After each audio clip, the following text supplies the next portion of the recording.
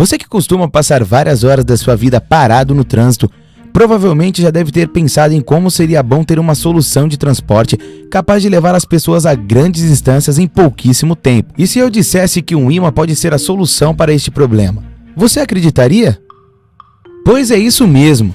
Está muito enganado quem pensa que os ímãs só servem para decorar a geladeira.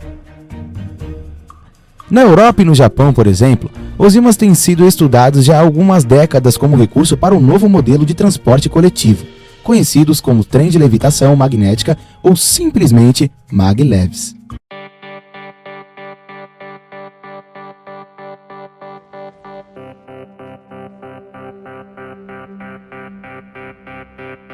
Os maglevs são veículos capazes de chegar a 600 km por hora, velocidade suficiente para sair de Santos e chegar em Belo Horizonte, no estado de Minas Gerais, em apenas 1 hora. Embora tenham um formato parecido com o dos trens, os maglevs são veículos que operam sem tocar no que seriam os trilhos.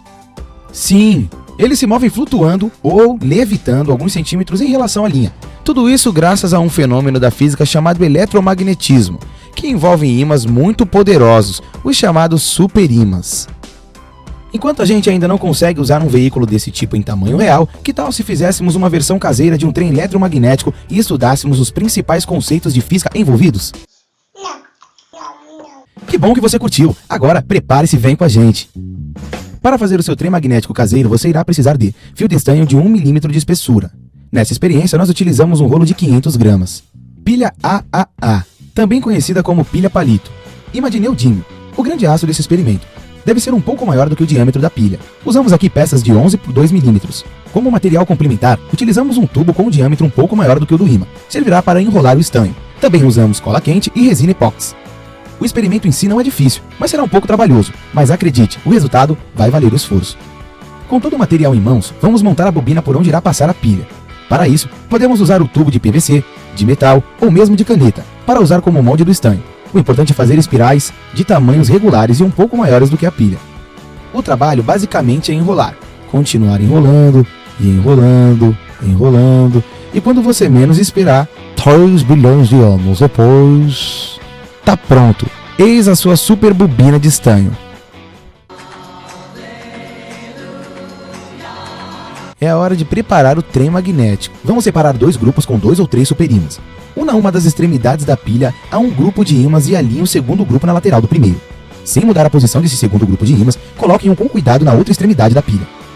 Eis que surge o Expresso São Judas, o mais novo trem magnético da Universidade São Judas, que promete decolar com as nossas notas de física. Use sua criatividade para montar um formato de pista que quiser. Basta tomar o cuidado de evitar deixar ângulos muito fechados, que façam com que a pilha prenda dentro da bobina. Agora que você viu que o trem magnético funciona, provavelmente deve estar curioso para saber um pouco sobre a física por trás de toda essa aventura, não é? Pois bem, vamos nessa. Você deve ter reparado que o estanho não é atraído pelo ímã. Se fosse, o ímã iria acabar grudando no estanho e não andaria, não é mesmo? Bem, o estanho é um metal classificado como diamagnético. Isso quer dizer que ele tem a tendência a que os dipolos magnéticos se alinhem paralelamente com o campo magnético externo.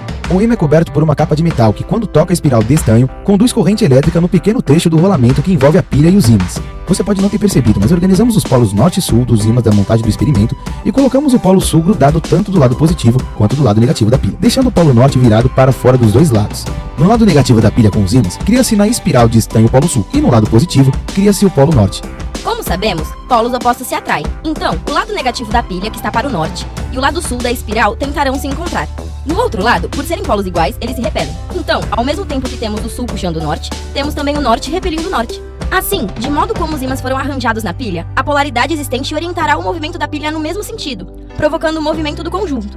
Isso irá ocorrer até que toda a energia química da pilha que gera corrente elétrica seja transformada em energia mecânica, sendo o princípio mágico da conservação de energia. Já que estamos falando de física, merece destaque neste experimento a lei de Faraday-Neumann-Lenz, também conhecida como a lei da indução de Faraday, ou simplesmente lei da indução eletromagnética. Esta lei prevê como um campo magnético interage com um circuito elétrico para produzir uma força eletromotriz, um fenômeno chamado de indução eletromagnética. Além disso, vale a pena saber mais sobre as equações de Maxwell, que junto à lei da força de Lorentz, são suficientes para os estudos do eletromagnetismo clássico, sendo possível demonstrar a lei de Faraday, partindo dessas equações. Entender o que as equações de Maxwell querem dizer é o primeiro passo para o entendimento de como funcionam as ondas eletromagnéticas. Mas todas essas curiosidades certamente não caberiam em um único vídeo, de modo que deixamos aqui a recomendação de que você, assim como nós, pesquise e aprenda mais a respeito.